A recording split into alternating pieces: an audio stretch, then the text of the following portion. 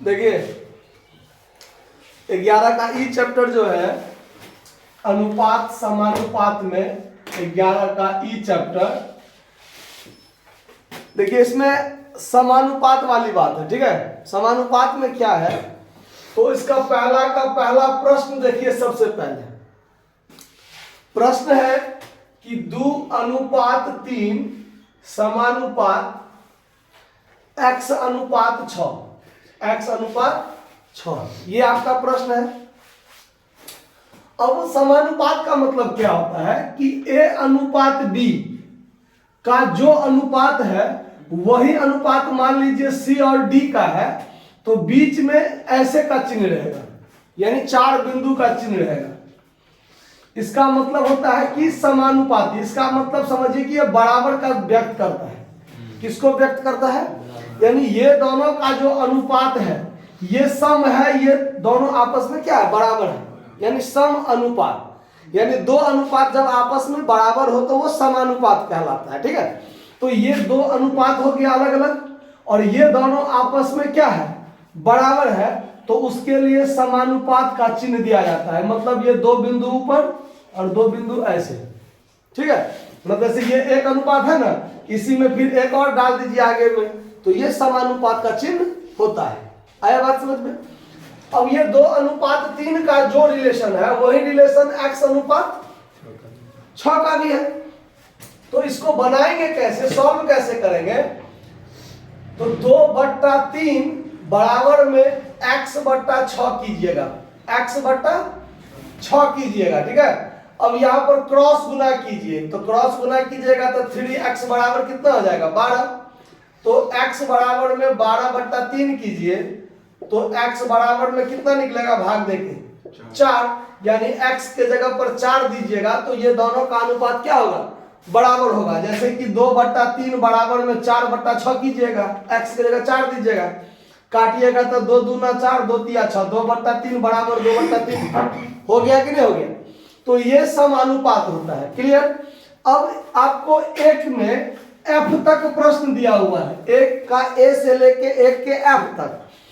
अब ये 4 में 1 2 3 4 में कहीं भी x रहे, कहीं भी x रहे, तो ऐसे ही आपको सॉल्व करना है। 2/3 x/6। अब यहाँ पर x रहेगा, यहाँ 6 रहता तो 6/x, यहाँ x रहता तो x/3, और फिर आगे जो रहता वो ऐसे ही सॉल्व कर लेना है। तो पहला में एक का a से लेके एक के f तक प्रश्न है, सब आप लोग अपने से बना लीजिएगा। एक f नंबर देख लीजिए, इसी में पहला का f देख लीजिए। इसमें क्या है कि 0.02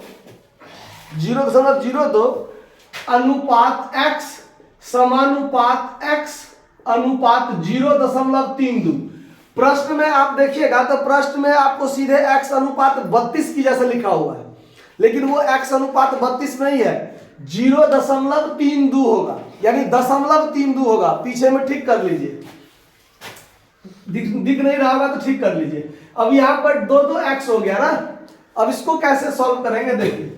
तो 0.02/x बराबर x/0.32। अब यहाँ 2 x हो गया, क्रॉस गुना कीजिएगा तो क्या निकलेगा, x² बराबर।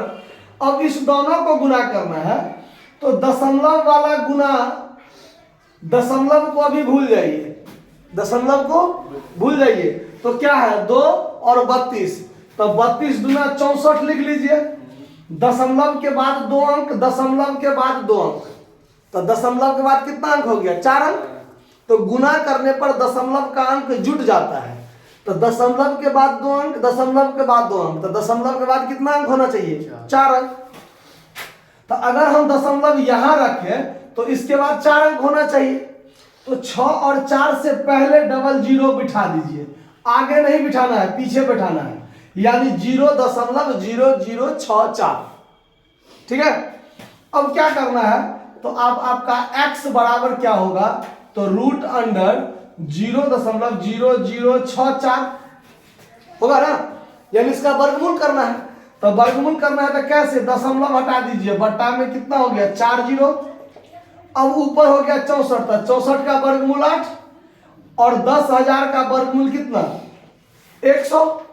अब ये दोनों दशमलव जीरो हट जाएगा तो 1-2 अंक के बाद क्या दे दीजिए दशमलव बिठा दीजिए, यानी x बराबर 0.08। अगर दशमलव वाला वर्गमूल या कोई वर्गमूल नहीं आता है तो फिर दिक्कत होगा, पहले वो सीख लीजिए फिर बनाइए। आया बात समझ में? तो इसको नोट कर लीजिए, फिर आगे देखते हैं।